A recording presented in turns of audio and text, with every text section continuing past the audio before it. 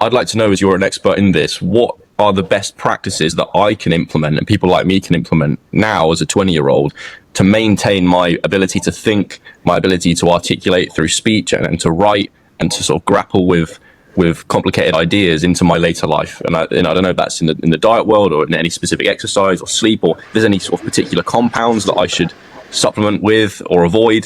So tell me a little bit about this. Okay, so a very good question. Thank you very much.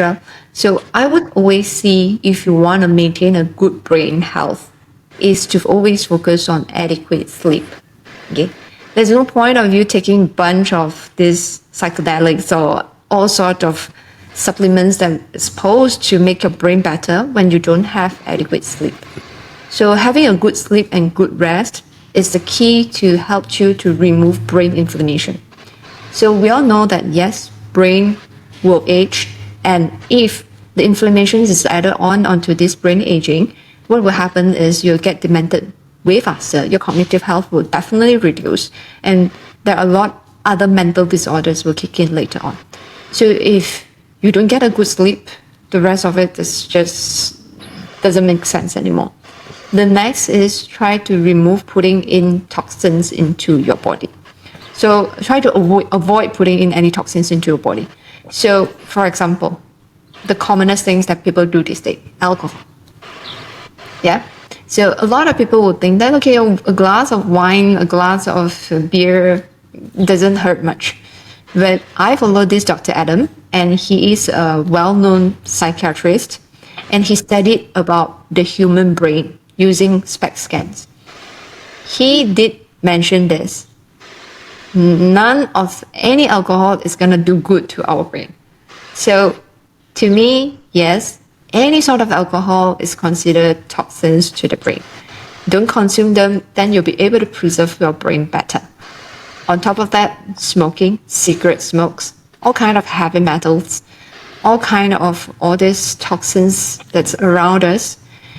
We are trying to prevent all these heavy metals and also all sort of toxins going into our brain and injure our brain.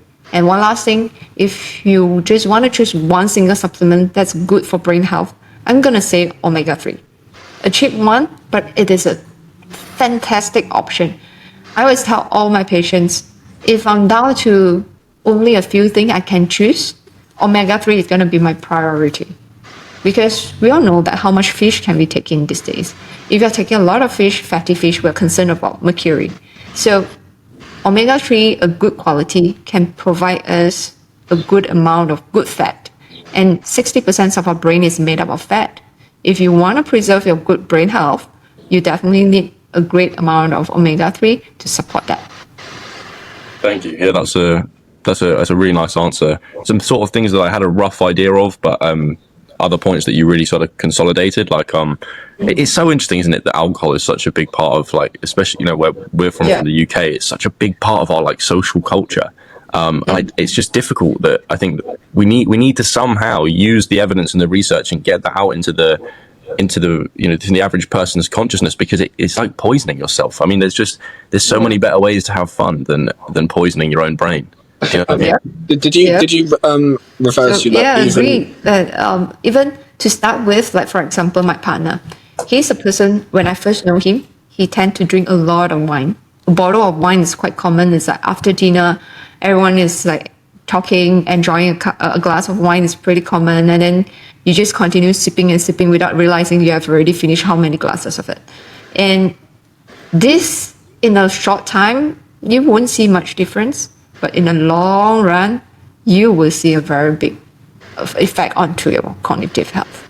Yes. So I managed to switch him. He's now pretty much not touching any alcohol. And he's okay with it. He doesn't feel like any part of his life is missing. So it's just a habit changing, knowing the importance of it. And when you change it, you actually feel better, you feel good.